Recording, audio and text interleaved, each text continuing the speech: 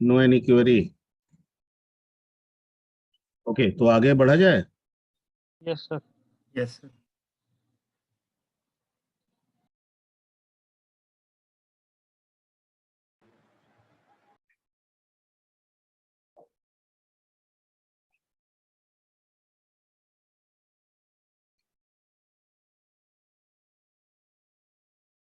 हम्म, तो ये ऑपरेटर हम लोग कर लिए थे, ठीक है, और इससे आगे हम लोग को बढ़ना है। रूल्स ऑफ सी प्रोग्रामिंग बता दिए थे, कैसे यस सर। लिखेंगे, स्टेटमेंट कैसे लिखा जाएगा, ये सब हो गया था। एक मिनट चेक कर लेता हूँ मैं। Programme Yes, sir. सिंटेक्स हो गया था। रूल्स कहाँ हुआ था जी? हो गया था हुआ है कहाँ? Sir. Rules of C programming. Yes sir, लिखा हुआ है। हाँ हाँ, सी प्रोग्राम रूल्स, ठीक है, सही है। चलिए ठीक है। तो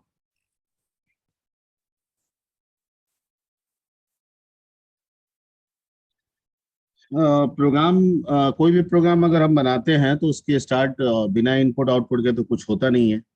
ठीक है, प्रोसेसिंग हो चाहे नहीं हो, कम से कम इनपुट और आउटपुट तो करना ही होगा। ठीक है, तो किसी भी प्रोग्राम की शुरुआत करने के पहले हमको इनपुट आउटपुट से रिलेटेड जो फंक्शंस है, ठीक है, उसकी जानकारी हो जानी चाहिए, तभी तो हम कोई प्रोग्राम डेवलप कर पाएंगे। तो अभी हम जो बात कर रहे हैं, या इस क्लास में जो हम आपको सिखाने वाले हैं,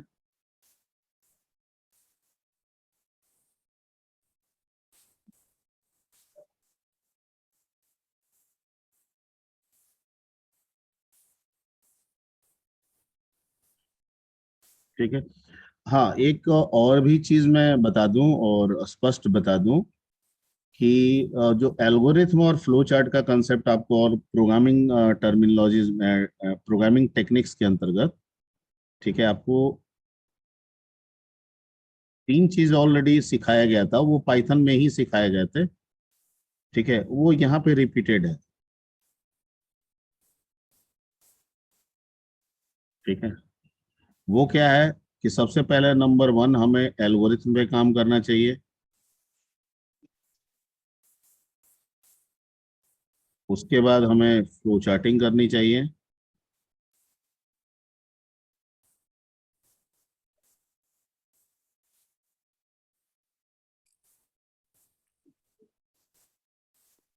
और थर्ड में जाके आपका कोई भी प्रोग्राम होगा।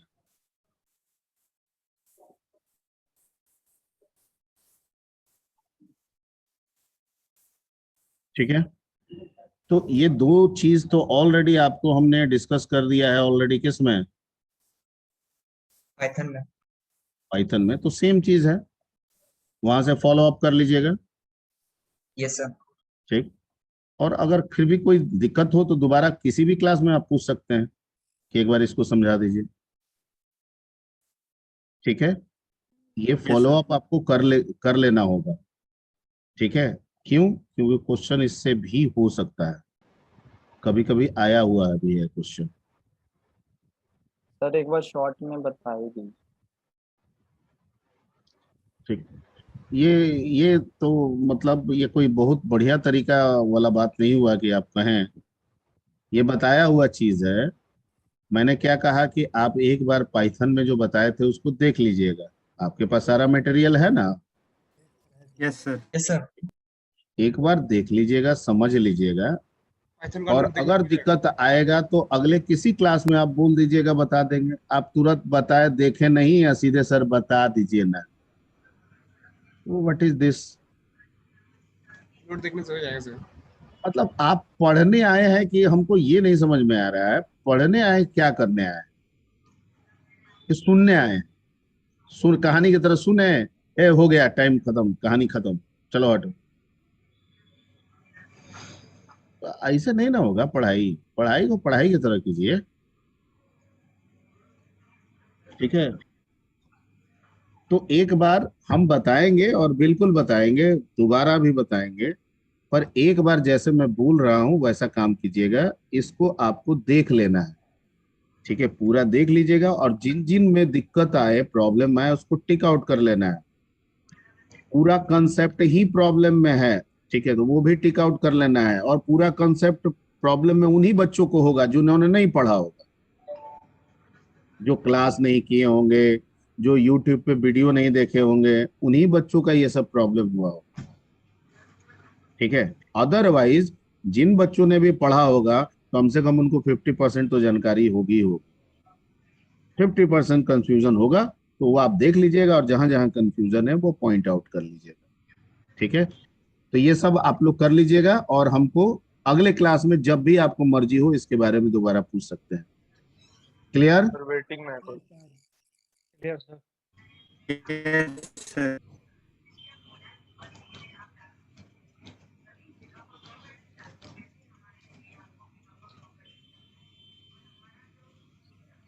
हम्म। तो आज हम लोग कुछ बात करेंगे। एंड हम लोग आज बात करेंगे सबसे पहले कुछ फंक्शंस की। And that function is called input output functions.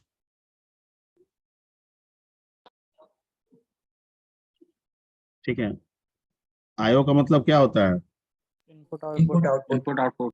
Input output. ठीक है, सी कहता है कि जो इनपुट आउटपुट फंक्शन है ना, उसको हम दो कैटेगरीज में बांट देते हैं।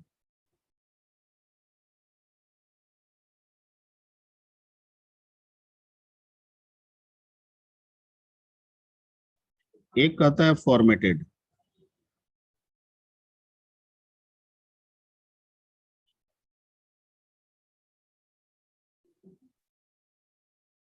और दूसरा बोलता है अनफॉर्मेटेड। दोनों का काम सेम है। ठीक है, अब फॉर्मेटेड का मतलब क्या है?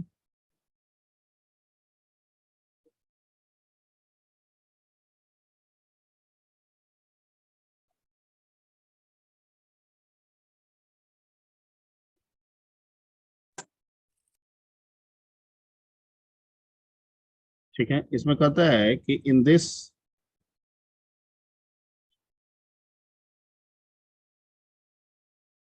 you can specify you can specify the spaces, tab spaces, new line, etc। यानी ऐसे फंक्शंस में टैब स्पेस क्या होगा, कितना स्पेस पे मैसेज प्रिंट होगा, वैल्यू प्रिंट होगा, न्यू लाइन जनरेट होगा नहीं होगा, ठीक है, और भी कुछ ये सेटिंग कर सकते हैं। That is the meaning of formatted. मतलब फॉर्मेट आप वैल्यू का डिफाइन कर सकते हैं कि स्पेस क्या होगा, टैब स्पेस में होगा कि नहीं है, डेसिमल प्लेस कितने होंगे नहीं होंगे, ये सारा उसमें होगा। ठीक है, और अनफॉर्मेटेड में क्या होगा? ठीक है, अनफॉर्मेटेड जो आपका इनपुट आउटपुट होगा, ठीक है, इसमें आपका दो आएगा। दो बेसिक्स आते हैं जिनके बारे में हम लोग आगे चर्चा करने वाले हैं। और एक का नाम क्या है स्कैनर। और दूसरे का नाम स्कैनर। ठीक है, अनफॉर्मेटेड इनपुट आउटपुट में कहता है,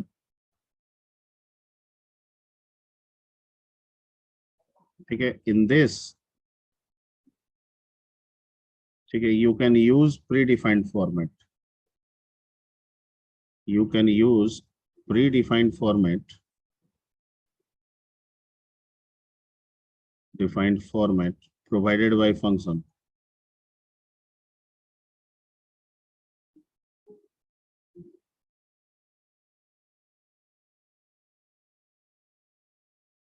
Function, ठीक है, you cannot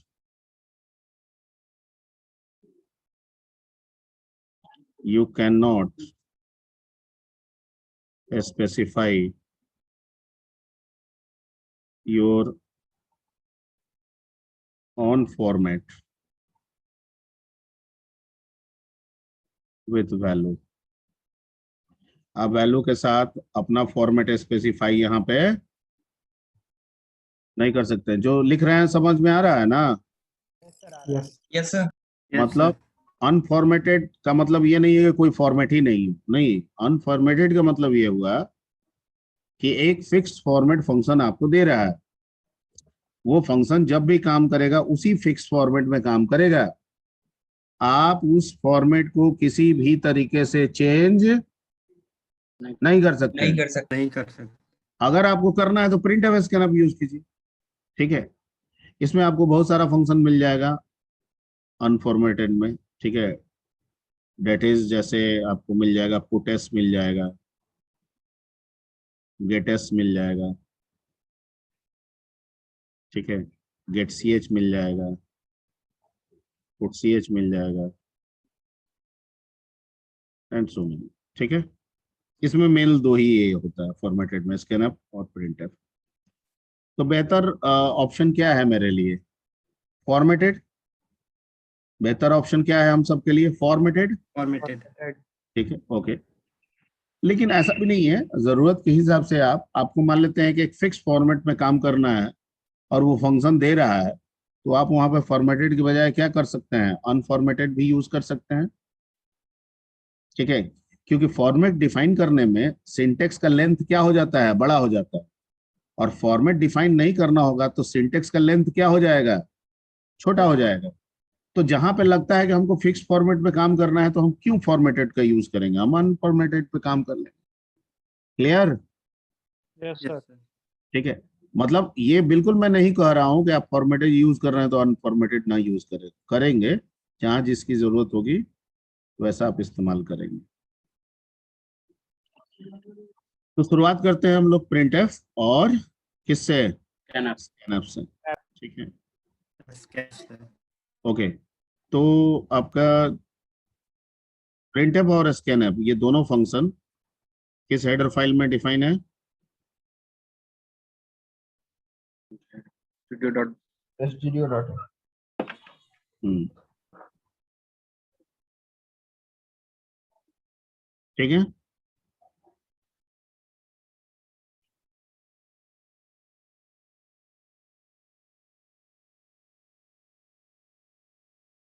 ओके।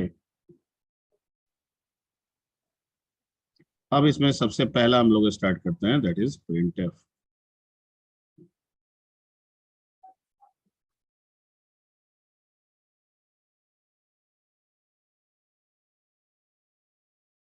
ठीक है, this function is used for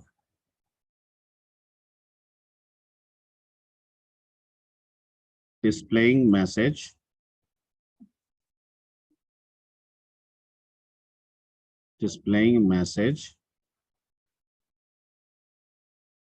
or value of variable।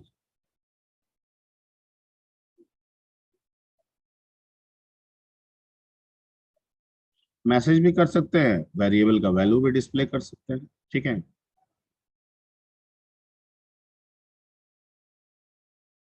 This function returns an integer value,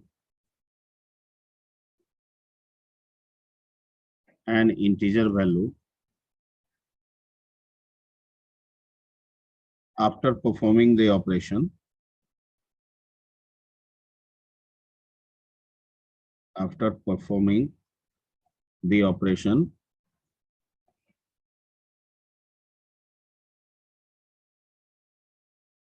which is length of the message, which is length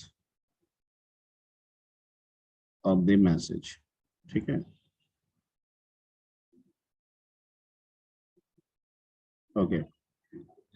अब आते हैं इसका सिंटेक्स पे। Excuse me sir. बोलिए। Sir waiting में कुछ लोग मैसेज कर रहे हैं।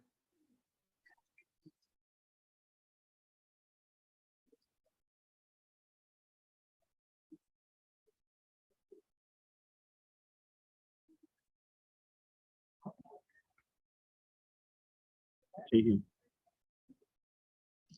देखिए सब कोई आप लोग ना कृपया करके सब पढ़िए, समझ गए ना, पढ़ते आप बहुत कम बच्चा पढ़ रहा है।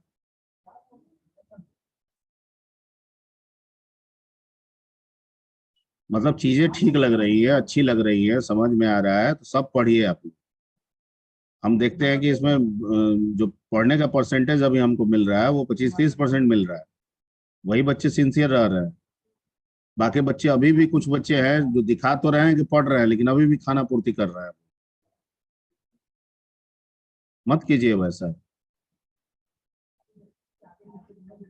थोड़ा समय दीजिए, समय दीजिएगा, हर चीज आपको समझ में आएगा। ऐसा होता ही नहीं है, ना हुआ है ना कभी होगा।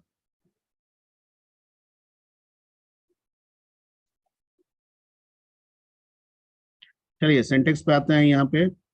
तो इसको सिंटेक्स को कई तरीके से लिख सकते हैं, 2-3 फॉर्मेट में हम इसको बता देना है।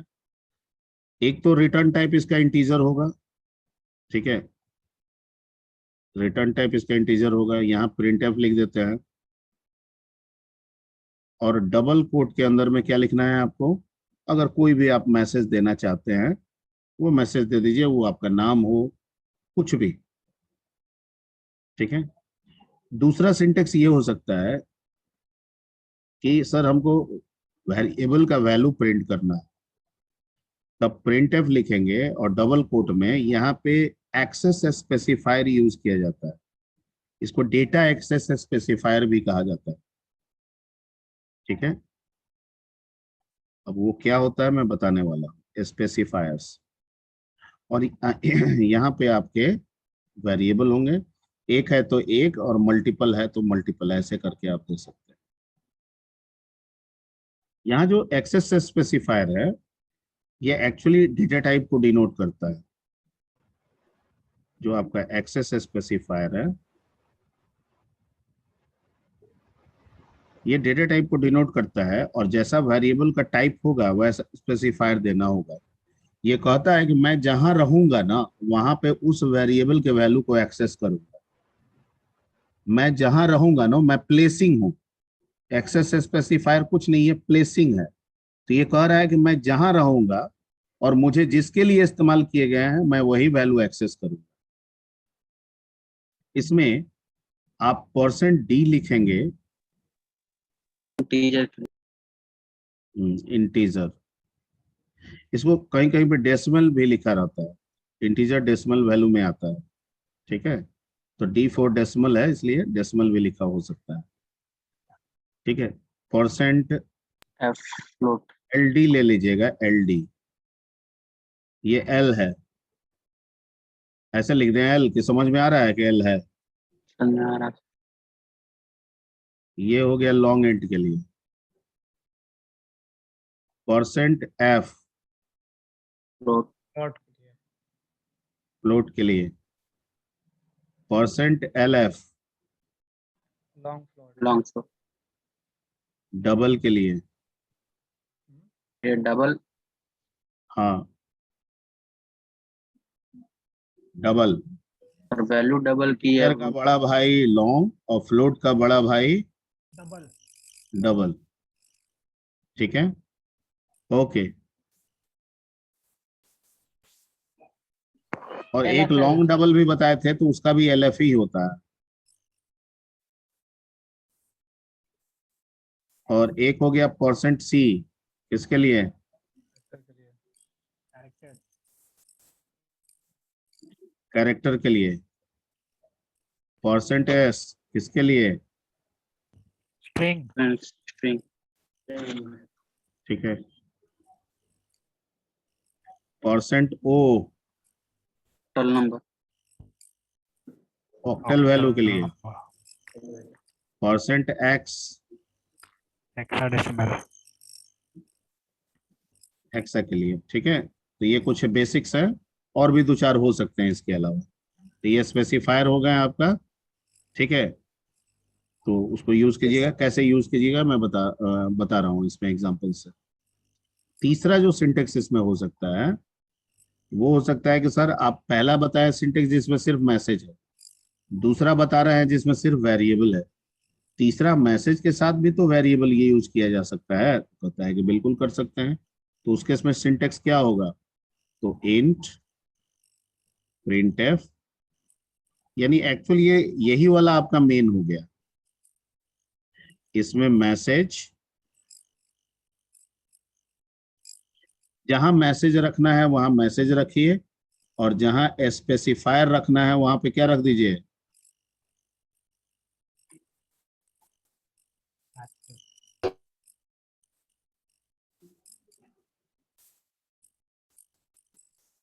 क्लोज द मैसेज, एंड यहाँ पे क्या दे दीजिएगा, समझ में आ रहा है,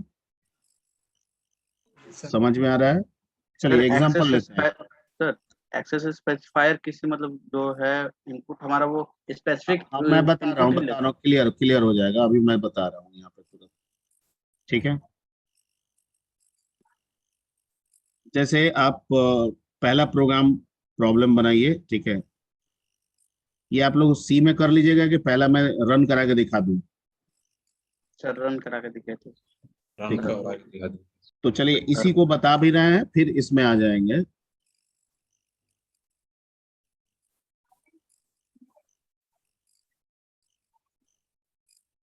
ये मैंने टर्बो सी इंस्टॉल किया है, यहाँ पे आइकन बन जाता है, आप में भी बन जाएगा, डबल क्लिक कीजिएगा खुल जाएगा। ठीक है, अब यहाँ स्टार्ट टर्बो सी आ रहा है, ये डॉस बॉक्स खोल के ओपन कर देगा। ठीक है, आपको डॉस बॉक्स दिखा भी होगा अभी, यस सर। दिखा है कि नहीं दिखा है? देखा सर। देखा सर। ठीक, जब भी प्रोग्राम आपको ओपन करना होगा, ठीक है, यहाँ पे ये आपका आईडी है, मेन इन्वायरमेंट है आपका टर्बो का। इसमें जब भी नया करना होगा, ठीक है, और ये डॉस बेस्ड है, नॉट विंडो बेस्ड है, ये डॉस बेस्ड आपको दिख भी रहा होगा। ठीक है, तो इसको न्यू कीजिए, ये एक ब्लैंक इन्वायरमेंट आ गया, मतलब हम नया प्रोग्राम लिखने के लिए तैयार है। ओके, ये हाफ स्क्रीन में दे रहा है, यहाँ पे कह रहा है सोर्स कोड, और नीचे वाले में एरर अगर आएगा तो एरर बताएगा। इसको अगर आप फुल स्क्रीन करना चाहते हैं तो F5 दबा दीजिएगा, F5। ठीक है, तो ये क्या हो गया, फुल स्क्रीन। क्लियर? तो जैसे आपकी मर्जी, अगर फुल स्क्रीन में काम करना है तो F5 दबा दीजिए। ठीक है, हमको प्रिंट एफ यूज करना है तो क्या लगाना होगा, stdio लगाना होगा। ओके, फिर एक और हम लोग लगा लेते हैं, क्यों लगाएंगे वो मैं बता रहा हूँ, conio.h। उसके बाद void main से आप कोई भी प्रोग्राम लिखिएगा। ठीक है, कहीं कहीं इंट भी होता है, तो मैं इंट में भी इसको कन्वर्ट करके बता दूंगा। अब मैं यहाँ पे लिख देता हूँ प्रिंट एफ, और यहाँ पे डबल कोट में, ठीक है, वेलकम इंडिया। ठीक है, और इसको मैं बंद कर देता हूँ। ठीक है, ये प्रोग्राम मैं रन तो कराऊंगा, रन तो करेगा, पर क्या होगा ना कि आउटपुट दिखेगा नहीं हमको। ठीक है, जैसे अभी मैं कंपाइल कराता हूँ, कंपाइल कैसे कराऊंगा, यहाँ कंपाइल ऑप्शन है, या अल्ट F9 बताए थे ना आपको, अल्ट दबाइए और F9 दबाइए, यहाँ पे कंपाइलेशन लिखा है, कंपाइलिंग, और वार्निंग में क्या दे रहा है, 0, और एरर में क्या दे रहा है, 0। ठीक है, यहाँ देखिए वार्निंग में क्या दे रहा है, 0, और एरर में क्या दे रहा है, 0। लेकिन लाइन कंपाइल कितना लिख रहा है, 860। और आपका प्रोग्राम कितने लाइन का है, 5-6 लाइन का है। ठीक है, 2 2 4 2 6 लाइन का है। Yes sir. 460 क्यों हो गया, वो प्रिंट भी फंक्शन है ना, उसके अंदर सर वो सब आपस में तोड़ दिए अंदर का। वो जो आप stdio और conio लिए हैं ना, उसमें तो फंक्शंस है ना, और उस फंक्शन के इंस्ट्रक्शंस है, उसको भी ये क्या कर रहा है, जोड़ ले रहा है, क्योंकि उसी का तो इस्तेमाल आप कर रहे हैं इसमें। क्लियर? ये मैंने पहले भी बता दिया था, अभी मैं प्रैक्टिकली इसको दिखा दिया आपको। ठीक है, अब मैं इसको रन कराऊंगा। रन कराने के लिए कंट्रोल F9। F9। अब ये रन हो गया लेकिन आउटपुट नहीं दिखा। उसका कारण ये है कि हम डॉसबॉक्स के थ्रू सी को यूज कर रहे हैं, जो डॉस इन्वायरमेंट को 16 बिट प्लेटफॉर्म को 32 या 64 बना के काम करा रहा है। तो जो आउटपुट जनरेट हो रहा है वो डॉस विंडो में हो रहा है, लेकिन हम काम कर रहे हैं विंडो में, तो विंडो कह रहा है कि बैक हो जाओ। ठीक है, तो वो जा तो रहा है डॉस में, लेकिन बैक होके फिर कहाँ जा रहा है, विंडो में। विंडोज में। इसलिए आउटपुट नहीं दिख पा रहा है। तो हमें आउटपुट के लिए वहां पे पॉज करना होगा, और पॉज करने के लिए लास्ट में एक फंक्शन लगाना होगा जिसको क्या कहते हैं, गेट CS। हालांकि इसका काम एक कैरेक्टर इनपुट करना है, लेकिन फिलहाल यहाँ इसका इस्तेमाल हम लोग किस पर्पस के लिए कर रहे हैं, आउटपुट को पॉज करने के लिए। तो ये बिल्कुल नहीं बोलिएगा कि आउटपुट पॉज करने के लिए इसका इस्तेमाल होता है। हम यहाँ लॉजिकली आउटपुट को पॉज करने के लिए कर रहे हैं, पर इसका बेसिक वर्क है टू इनपुट अ कैरेक्टर। ठीक है, ये पहला वाला एक वेलकम इंडिया पहले वाला आया जो हमें नहीं दिखा था, और दूसरा वाला जो अभी रन कराया है उसका। क्लियर? Yes sir. अगर हम चाहते हैं कि ये ना आए, तो हम किसी भी प्रोग्राम की शुरुआत एक फंक्शन से कर सकते हैं जिसका नाम है CLR/SCR। ठीक है, और ये किस में डिफाइन है, ये क्या करता है, क्लियर स्क्रीन करता है। और ये कोनियो किस में डिफाइन है, कोनियो डॉट H में, क्योंकि स्क्रीन से रिलेटेड है, कंसोल से रिलेटेड है। अब हम रन कराएंगे तो देखिए स्क्रीन क्लियर करके आ रहा है। Yes sir. Yes sir. ठीक है, okay, any doubt? No sir. अब आप बना लीजिएगा। सेव करना हो Alt F कीजिए, सेव जाइए, सेव में F2 का ऑप्शन है, ओपन के लिए F3 है, आप F2 भी दबाइएगा तो सेव हो जाएगा। सेव कीजिए, कोई भी नाम दे दीजिए, मान लीजिए आप फर्स्ट नाम दे रहे हैं तो first.c लगा दीजिए। अगर C नहीं लगाइएगा तो भी प्रोग्राम रन करेगा, लेकिन बाय डिफॉल्ट ये किससे सेव कर लेगा, CPP से, क्योंकि हम लोग जो कंपाइलर यूज करते हैं ना वो एक्चुअली में C++ का होता है, लेकिन C++ को कहा जाता है कि it is a super set of C, तो मतलब उसमें C भी है, and C is a subset of C++। ठीक है, तो दैट्स वाई C++ भी अगर सेव कीजिएगा तब भी C का काम हो जाएगा। क्लियर? Yes sir. लेकिन अगर .c से सेव कीजिएगा तो सिर्फ C का काम होगा, C++ का काम नहीं होगा। नहीं होगा। ठीक है, तो इसको यहाँ से सेव कर लीजिए। ऐसे जैसे सेव कीजिए, यहाँ पे देखिए आपका नाम क्या आ गया, first.c। ठीक है, हम बहुत बड़ा नाम नहीं दे सकते हैं, हमको लग रहा है 10 कैरेक्टर से बड़ा ये नहीं लेता है शायद, सेव एज। ठीक है, मान लीजिए कि ABCDEFGHI 33639JKL.C देते हैं। कहाँ तक लिया, देखिए H तक लिया, मतलब कितने कैरेक्टर्स को ये फॉलो कर रहा है, सिर्फ 8। कैरेक्टर। ठीक है, सिर्फ 8 कैरेक्टर, यानी इसके डॉस के मुताबिक C जो है वो कहता है 8 कैरेक्टर हम लेंगे। लेकिन अगर विंडो में इसका नाम देखिएगा ना, तो जितना बड़ा आप नाम दिए हैं वो वैलिड होगा। क्या होगा, वैलिड होगा। वैलिड होगा। जैसे फॉर एग्जांपल हम डॉस में ले जाते हैं और DIR ABCD *.* कर देते हैं। देखिए यहाँ पे कितना दिखा रहा है आपका, 3 3 6 2 8। क्योंकि डॉस में जो नियम होता है, डॉस का नियम कि नेम में दो पार्ट होता है, एक प्राइमरी और एक एक्सटेंशन। तो जो प्राइमरी का मैक्सिमम लेंथ होता है वो 8 होता है, और जो एक्सटेंशन का मैक्सिमम लेंथ होता है वो 3 होता है, मिनिमम 1 मैक्सिमम 3। तो डॉट के बाद जो लिखते हैं वो एक्सटेंशन होता है, और डॉट के पहले जो लिखते हैं वो प्राइमरी होता है। तो प्राइमरी में ये कितना एक्सेप्ट करेगा, 8। तो भले आप 10 दीजिए 20 दीजिए, वो रखेगा कितना, सिर्फ 8। तो बेहतर विकल्प है कि जो भी नाम रखे वो 8 कैरेक्टर के अंदर में ही रखेंगे। ठीक है, ओके ओके ओके। अब हम लोग नोट्स में बैक हो जाए, जो PDF है। Yes sir. ठीक है, कि यहीं पे पहले कुछ कुछ रन करा के दिखा दें। ये तो सिंपल मैसेज वाला हुआ। अब आते हैं हम लोग इनपुट वाला। डाटा टाइप वाला। तो जैसे इंट ले लेते हैं a is equal to 12। Sir wide को चेंज करके बोल रहे थे वो। अच्छा, एक वॉइड को चेंज करके, बिल्कुल सही।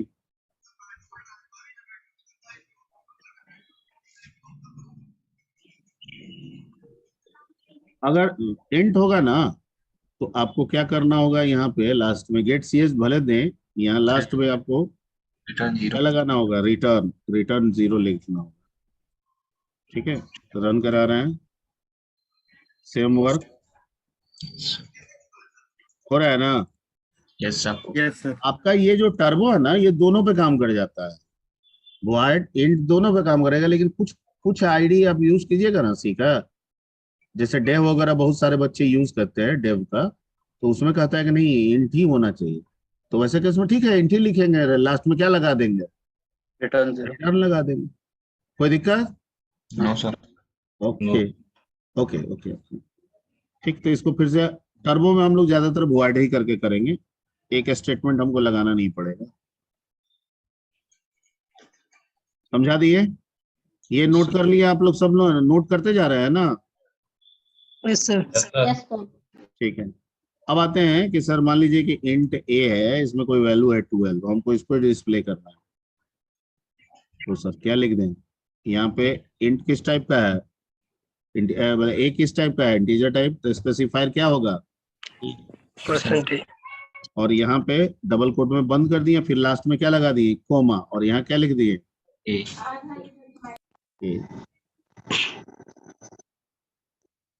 अच्छा, CLR SCR के पहले होगा। ठीक है, अगर आप वेरिएबल डिक्लेयर कर रहे हैं और वैल्यू असाइन कर रहे हैं तो CLR SCR उसके बाद दीजिएगा।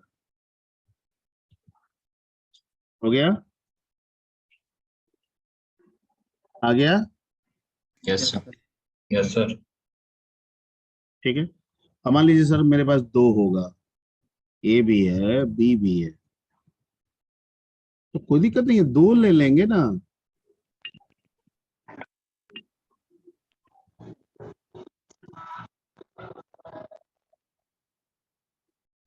आ गया? यस सर स्पेस नहीं आया तो आप रखे कहाँ है स्पेस? इसमें आप यहाँ स्पेस दीजिएगा तो उसमें क्या आ जाएगा? आ जाएगा। सर स्पेस नहीं, कोमा से रखना है तो कोमा डाल दीजिए। समझ गए? Yes sir. ओके, ठीक। Yes sir.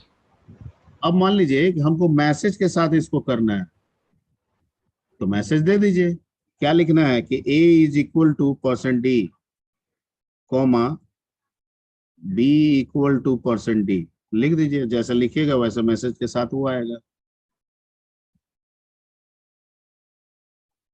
सही है? Yes sir. Yes sir. ठीक है, तो इसको नोट कर लीजिए। न्यू लाइन में करे वो सब मैं बता रहा हूँ, पहले अभी अभी जितना सिंटेक्स है वो पहले देखिए, एस्केप सीक्वेंस अभी बता रहा हूँ। ये क्लियर हो गया? Yes sir. ये प्राइमरी है। अभी इसमें और भी बहुत सारे चीज हम लोग कर सकते हैं, वो मैं आगे बताने वाला हूँ। अभी तो प्राइमरी सिंटेक्स को सिर्फ समझाने की कोशिश कर रहा हूँ। तो हम लोग तीनों सिंटेक्स को समझ गए।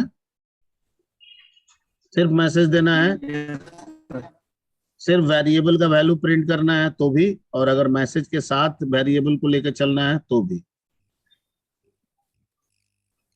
ठीक है, हम यहाँ ए दिए हैं, आप कुछ भी दे सकते हैं, जरूरी नहीं है। Your first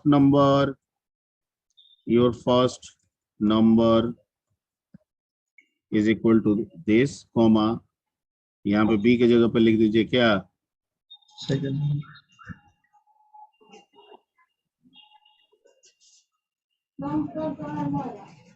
second number is equal to d. तो जैसा दीजिएगा वही आएगा। आ रहा है? Yes sir. Yes sir. ठीक है, तो तीनों सिंटेक्स के बारे में हम लोगों ने डिस्कस कर लिया। अब आते हैं हम लोग अब तो रन करा लीजिएगा, प्रिंटफ पे जो कुछ भी बताएंगे Yes, sir. ठीक, तो अब नोट्स पे अब बैक हो जाते हैं, इसको क्लोज कर देना है।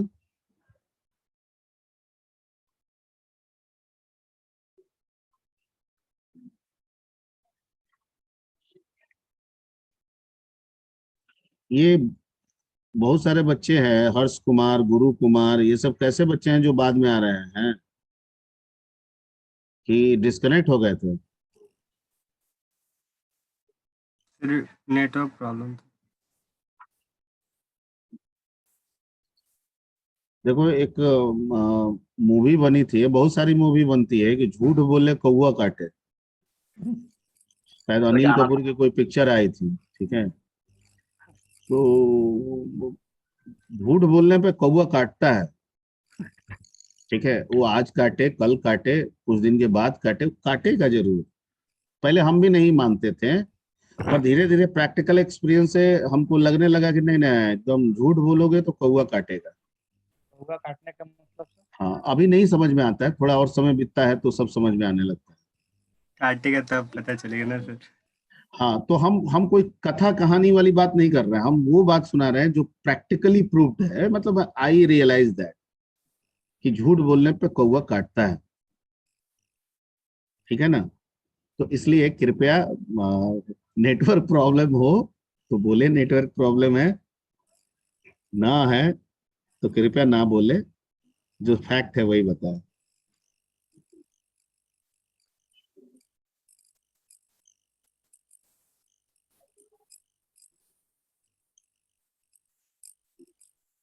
ठीक है, तो हम लोग एक एग्जाम्पल यहाँ पे तीनों का एग्जाम्पल आपको समझा दिए। इसमें कुछ हम लोग स्पेशल कैरेक्टर भी यूज करते हैं जिसको एक्सेस एस्केप सीक्वेंस कैरेक्टर कहा जाता है। क्या कहा जाता है? Escape sequence character. हाँ, Escape escape sequence. Sequence character, ठीक है।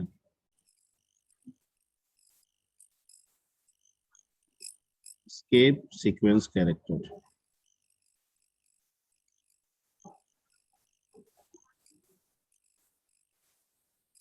ये कुछ प्री डिफाइंड स्पेशल कैरेक्टर्स होते हैं।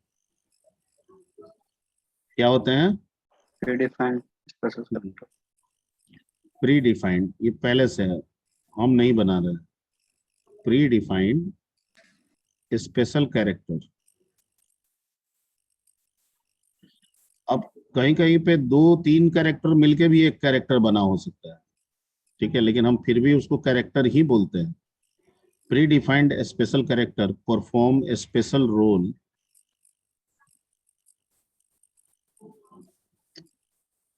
Perform a special role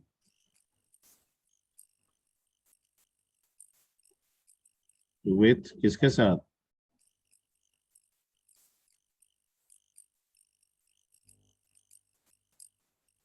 printer, ठीक है। यूज दिस विथ मैसेज, आप इसको किसके साथ इस्तेमाल करेंगे? मैसेज के साथ। ये नहीं कि Message वेरिएबल के साथ आप यूज करते, नहीं, मैसेज के अंदर, यानी डबल कोट के अंदर अंदर ही होना चाहिए। जी, कहीं भी कर सकते हैं, कहीं भी, डबल कोट के अंदर, कहीं भी जरूरत के हिसाब से। इसमें कई होते हैं, कुछ सपोर्टेड होंगे, कुछ सपोर्टेड होते हुए भी हो सकता है काम ना करें, ठीक है। तो मैं दोनों बातें बता दे रहा हूँ। लिनक्स वगैरह पे अगर कीजिएगा तो हो सकता है सारे के सारे काम कर जाए, ठीक है, ड्यू टू विंडो की वजह से। लेकिन जो एकदम परफेक्टली काम करता है उसमें सबसे पहला है बैकस्लैश एन, और इसका इस्तेमाल हम किस लिए करते हैं? New line. न्यू लाइन बनाने के लिए। एक होता है backslash T, tab space. Tab space, यानी हॉरिजॉन्टल टैब स्पेस। अब ये टैब स्पेस डिपेंड करता है कंपाइलर पे के किसका है। अगर आप C++ के कंपाइलर में काम कर रहे हैं टर्बो में तो 4 लेता है बाय डिफॉल्ट, और अगर सी के टर्बो के कंपाइलर में काम कर रहा है तो कितना लेगा? 8। और हम लोग जिसमें काम कर रहे हैं वो C++ का है तो बाय डिफॉल्ट कितना लेगा? 4। वैसे ये सेटिंग से किसी भी आईडीई के सेटिंग से आप इसके लेंथ को बदल सकते हैं। ठीक है, अगर आईडीई में टैब स्पेस को जाके आपने सेट कर दिया 20 स्पेस, तो हर एक टैब स्पेस का बाय डिफॉल्ट मतलब कितना हो जाएगा? 20 हो जाएगा। लेकिन जो डिफॉल्ट, ठीक है, स्कोप है, हम कुछ नहीं करते हैं तब क्या समझें, तो ऐसे ही समझना होगा। ठीक है, सी प्लस प्लस में कितना लेगा? 4, और सी वाले में कितना लेगा? 8 करेक्ट। ठीक है, एक होता है बैकस्लैश आर, इसको बोलते हैं कैरेज रिटर्न। ये ओवरराइड के लिए यूज होता है।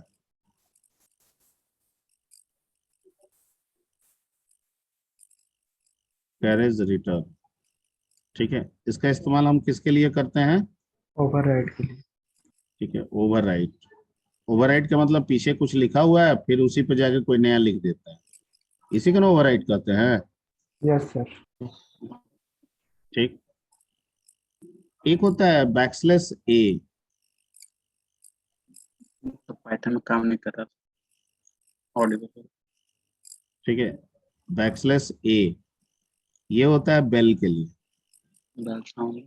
ठीक है, मतलब हम कोई मैसेज देना चाहते हैं कि हर मैसेज बीप के साथ आए। ठीक है, हालांकि ये शायद टर्बो में नहीं काम करेगा, दूसरे जगह पे अपना चेक कर लीजिएगा। ओके, क्यों कि नहीं काम करता है, कोई विशेष वजह नहीं मिलता है, हो सकता है कोई टेक्निकल वॉइस का ग्लिच हो यहाँ पे।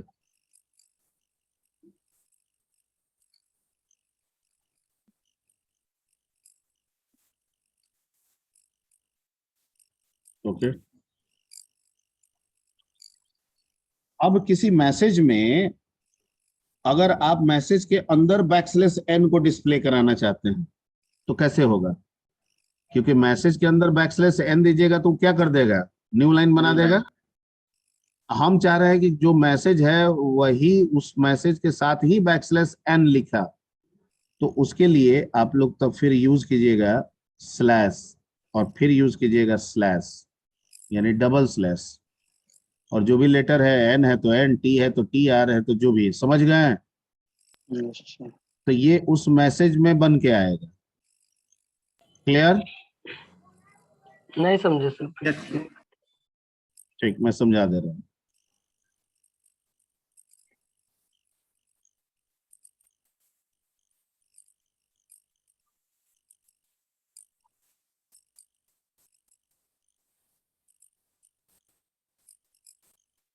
ठीक है, जैसे फॉर एग्जाम्पल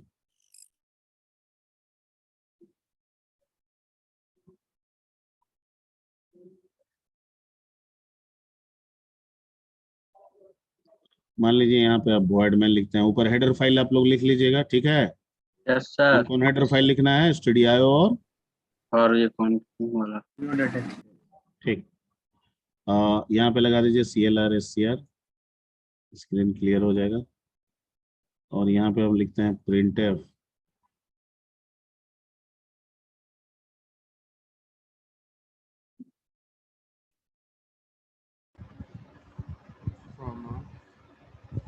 हेलो इंडिया, और फिर लिखते हैं printf।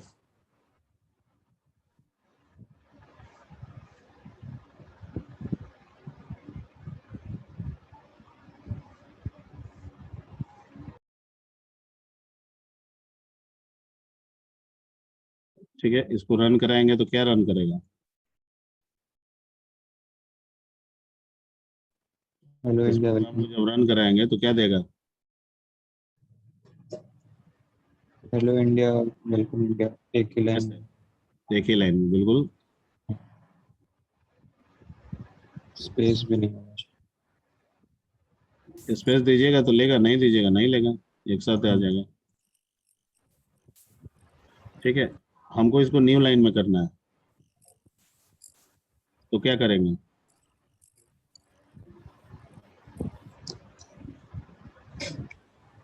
हमारे पास कौन सा एस्केप सीक्वेंस है? Double slash. चाहिए। वही तो नहीं समझ में आ रहा है। सिंगल स्लैश सर, ये सिंगल वाला स्लैश। का हमको जरूरत नहीं है, ये वाला दूसरा चीज है, मैं वो समझाने की कोशिश कर रहा हूँ। ठीक है, CLR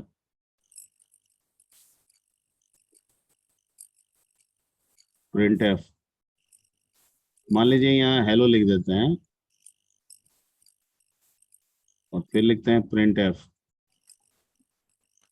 और मान लीजिए यहाँ पे हम बैकस्लैश एन दे दिए और बाय लिख दिए, तो क्या होगा? हेलो आएगा, उसको दूसरे लाइन में बाय। बिल्कुल सही, हेलो आएगा, पहले लाइन में और बाय दूसरे लाइन में। बाय दूसरे लाइन। सर अगर हम लोग पहले जैसे प्रिंट एफ हेलो लिखे, उसके बाद हेलो के बाद हम लोग ये बैकस्लैश एन डाल देते तो वो न्यू लाइन में बाय नहीं लिखाता। हाँ हाँ बिल्कुल वो वैसे तो भी ले डाल लेगा, सकते फिर ये हैं। प्रिंट हाँ वाला काम नहीं रहेगा। नहीं नहीं, ये वैसे भी कर सकते हैं, अगर एक लाइन में भी कर सकते हैं, या हेलो के लास्ट में भी अगर आप बैकस्लैश एन दे बैकस्लैश दीजिएगा एन। तभी यही मतलब होगा। ठीक है, सही है। ठीक है, अगर आप हेलो यहाँ पे भी बैकस्लैश एन और बाय दे अरे दिया जाए। यहाँ पे भी आप पोजिशनिंग कर देंगे बैकस्लैश एन का, तभी यही आउटपुट आएगा। Yes, इस दोनों को हेलो बैकस्लैश एन बाय एक लाइन में भी लिख दीजिएगा एक ही प्रिंट में, तब भी यस सर। यही आएगा। ठीक है, यस सर। ओके, ये तो आपके ऊपर डिपेंड कर रहा है कि कितने बड़े मैसेज को एक लाइन में एक प्रिंट में कवर कर रहे हैं, या आप उसको डिस्ट्रीब्यूट करके कर रहे हैं, ये आपकी जरूरत के हिसाब से है। आप जैसा चाहे वैसा कर सकते हैं। तो माय क्वेश्चन इज दैट कि हमें ये तो करना ही है, लेकिन हम चाहते हैं ना कि हेलो आए। ठीक है, एक लाइन में मान लीजिए यहाँ हेलो आए और यहाँ लिखा रहे बैकस्लैश एन, और फिर क्या आ जाए, बाय भी आ जाए। ठीक, तो आप इसके लिए अगर आप लिखते हैं, मान लेते हैं स्टेटमेंट, आप इसका क्या लिखेंगे? यही ना लिखेंगे, अगर एक लाइन में हम बनाना चाहें तो। अगर आप लिखते हैं ऐसे प्रिंट एफ, ठीक है, हेलो, अब बैकस्लैश एन बाय, तो ये तो हो जाएगा गड़बड़। नहीं, ये प्रिंट क्या कर देगा, हेलो पहले लाइन में और बाय दूसरे लाइन में दूसरे बाय। लाइन में। हाँ। तो डबल मैं क्या बेसलेस कह रहा देंगे हूँ कि मुझे आउटपुट ही यही चाहिए, sir double back. Sir, double baseless देंगे। तो यहाँ पे ये वाला लगा देंगे। समझ में आ रही बात अब? यस सर, सर, समझ गया। ठीक है, तो अब क्या होगा इस केस में, आउटपुट क्या आ जाएगा, hello. Backslash n bye. Hello sir ये ज्यादा यूज नहीं होगा हेलो ये। Slash n bye. ठीक है।